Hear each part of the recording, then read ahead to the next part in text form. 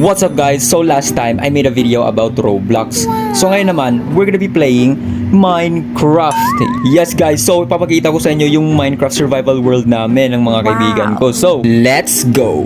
Actually, we have 3 cities. Wow. One is this, second is the abandoned city, and third is the Farland city. Merong secret dito sa ilalim. Gusto nyo ba malaman ano yun? Tara, puntahan natin! Kunwari may emergency sa capital city. O diba, meron to. Lalagyan ko lang ng 3 wither head. Ay, wither head ba yan? Wither skull head. Tapos, meron na tayong wither. And it can fight them.